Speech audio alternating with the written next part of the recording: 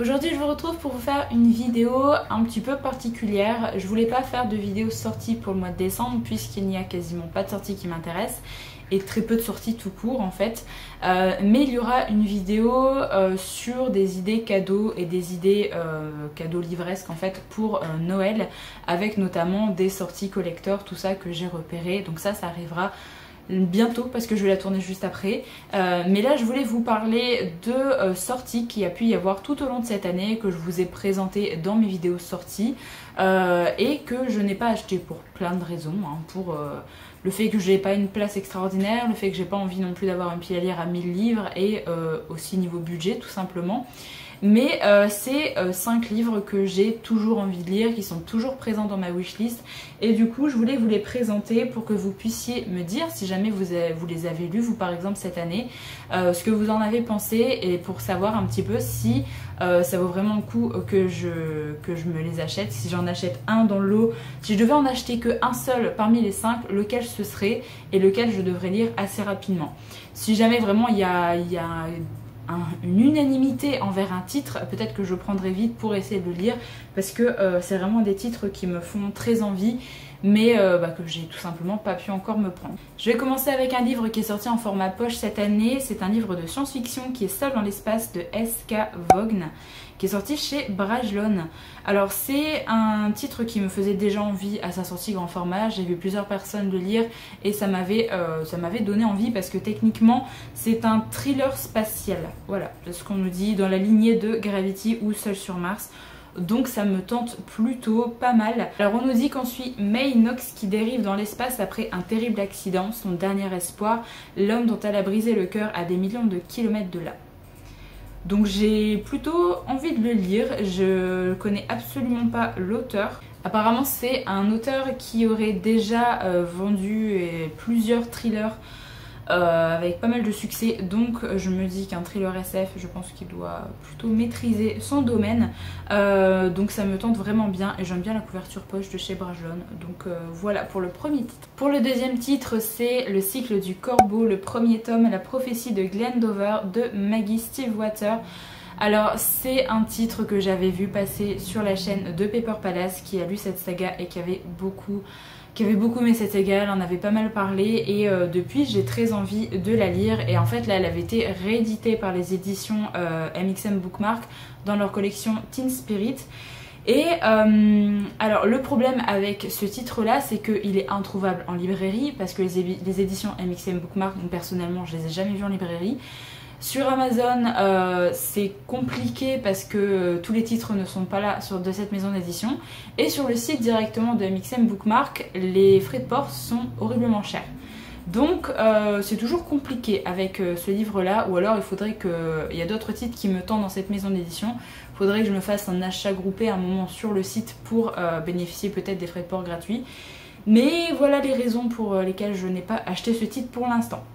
Alors pour ce titre-là, on nous dit que chaque année, Blue Sargent accompagne sa mère clairvoyante observer les esprits des futurs morts, des esprits que Blue ne peut voir. Du moins, elle ne pouvait pas jusqu'à ce qu'un homme lui apparaisse et s'adresse directement à elle. Il s'appelle Gansey et Blue découvre vite qu'il est étudiant à Aglion Bay, l'école privée locale. Or, elle a pour principe de ne pas s'approcher des jeunes hommes de l'académie, plus connus sous le nom de Corbeau. Ils ne causent que des ennuis. Pourtant, Blue est irrésistiblement attirée par Gansey, sans qu'elle puisse s'expliquer pourquoi. Il a tout pour lui, une fortune familiale, un visage d'ange, des amis dévoués. Mais il est à la recherche de quelque chose d'autre. Il s'est voué à une quête secondée par 3 autres corbeaux. Je vais m'arrêter là parce que le résumé est encore bien long. Mais tout ce qui est paranormal, ça peut être vraiment chouette. Et je retiens juste l'avis de Paper Palace qui m'avait vraiment donné envie de découvrir ce titre.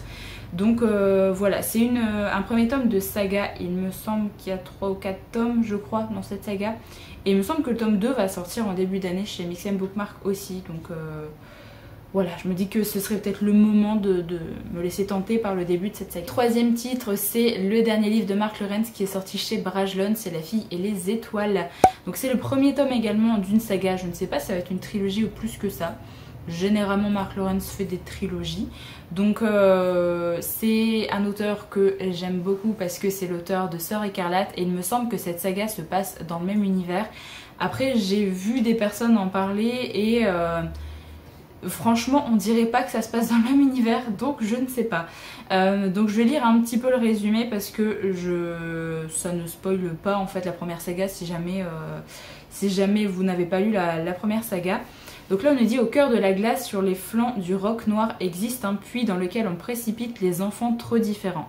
On le nomme le gouffre des absents, une menace qui a toujours plané sur la vie de Yaz. Car pour endurer les mois de nuit, l'air presque figé par le gel, il faut appartenir à une espèce à part. Et Yaz n'en fait pas partie. Lorsque son frère Zin disparaît dans le gouffre, elle s'est arrachée à la seule vie qu'elle ait jamais connue pour tracer son chemin dans une société souterraine, peuplée de monstres terrifiants, de démons et d'esclaves. Décidée à retrouver Zin coûte que coûte, Yaz devra, pour atteindre son but, comprendre les rouages de ce monde dont l'existence même la dépasse. Donc à avoir limite deux mondes différents dans un même univers avec du coup des créatures terrifiantes, avec une ambiance assez glacée, je me dis que ça peut être pas mal à lire en hiver notamment. Et l'écriture de Mark Lawrence, j'avais beaucoup aimé dans Sœur Écarlate. Alors j'avais commencé Le Prince Écorché. Je suis un peu moins fan de cette saga, j'arrive pas à me dire je vais y revenir. Donc peut-être que je vais juste laisser couler un petit peu cette saga. Et tenter également Le Prince des Fous, j'ai le premier tome aussi dans ma palle. Mais c'est vrai que cette saga me tente vraiment bien et je pense que le deuxième tome ne va pas tarder l'année prochaine puisqu'il est déjà sorti en VO. Donc voilà, ça me tente vraiment bien. Et en plus de ça, j'aime beaucoup la couverture. Un autre titre qui me tente bien, c'est Les Portes Perdues de Shannon McGuire qui est sorti chez Pygmalion. Et là, la seule et unique raison pour laquelle je n'ai pas acheté ce titre, c'est qu'il fait 208 pages et qu'il coûte 20 €. Voilà, c'est la seule raison pour laquelle je n'ai pas acheté ce titre et que pour l'instant en occasion il n'est pas facilement trouvable ou encore à des prix assez chers. Alors là, pourtant le résumé me tente bien, mais je me dis l'histoire est tellement courte que j'ai peur aussi de passer à côté parce que je pense que ça va être assez onirique et assez étrange. Alors au niveau du résumé, on nous dit dans l'obscurité de leur chambre, sous leur lit, même derrière une armoire, les enfants descendent le terrier du Lapin Blanc et réapparaissent ailleurs. Mais les pays imaginaires n'ont que faire de prodiges fatigués. Nancy y a fait un tour, puis elle en est revenue. Les choses qu'elle y a vécues l'ont changé à jamais. Les élèves qu'Eleanor West accueille au sein de son école le savent d'ailleurs très bien. Chacun d'entre eux doit se réadapter à ce monde et finit souvent par chercher un moyen de rejoindre le lieu de ses rêveries. Pourtant, dans cette institution qui existe pour les protéger, une ombre se cache derrière chaque pan de mur. Très vite, les meurtres s'enchaînent, alors pour survivre, Nancy et ses nouveaux camarades doivent trouver le coupable. Je pense que ça va être une histoire un peu en mode thriller fantastique, mais ça me tombe bien. Et l'auteur, j'en ai beaucoup entendu parler et j'ai beaucoup vu passer ce titre également sur la chaîne de Books with Emily Fox qui en a dit pas mal de bien. Donc voilà, si à un moment donné je le trouve en occasion, je pense que je le prendrai. Mais c'est vrai que 20 € pour ça, je trouve ça très cher. Et même l'e-book est à 14 €. 14 € quoi, un e-book, franchement. Et le dernier titre que je voulais vous présenter, c'est Idéaliste de Christopher Paolini. Alors le titre est sorti en 2 tomes. Alors je ne savais pas au début que c'était un seul et même tome en VO, mais apparemment oui. Donc le premier et deuxième tome sont déjà dispo en grand format chez Bayard. Et là le premier tome est sorti en poche, au livre de poche. Et du coup, autant vous dire que c'est l'occasion de craquer. Après c'est juste une énorme briquette par contre. En poche il fait 1000 pages, donc voilà. Là c'est un roman de science-fiction et pour le résumé on nous dit: lors d'une mission de routine sur une planète inconnue, l'exobiologiste Kira Navarez découvre un organisme vivant d'origine extraterrestre. Fascinée, elle s'approche de l'étrange poussière noire, la substance s'étend alors sur tout son corps et commence à prendre le contrôle. Kira, en pleine transformation, va explorer les dernières limites de sa condition d'être humain. Mais quelle est l'origine de cette entité? Quelles sont ses intentions? La scientifique n'a pas le temps de répondre à ces questions. La guerre contre les aliens est déclarée et Kira pourrait bien être le plus grand et le dernier espoir de l'humanité. Donc voilà une histoire avec des extraterrestres. Alors, il me semble que quand il est sorti en VO, c'était pas classé en Young Adult. C'est sorti chez Bayard, donc techniquement il est classé en Young Adult en France, mais je sais pas trop si c'est le cas. En tout cas ça me tente bien et Christopher Paolini je ne l'ai jamais découvert, donc ce serait aussi l'occasion de découvrir un petit peu sa plume. Donc voilà pour cette vidéo, n'hésitez pas à me dire dans les commentaires du coup si jamais vous avez pu lire un des romans que je vous ai présenté cette année, qu'est-ce que vous en avez pensé, quel est selon vous le titre que je devrais absolument lire parmi cette sélection de 5 titres. Je vous remercie du coup d'avoir regardé la vidéo jusqu'au bout, j'espère qu'elle vous a plu et moi je vous retrouve très bientôt pour une prochaine.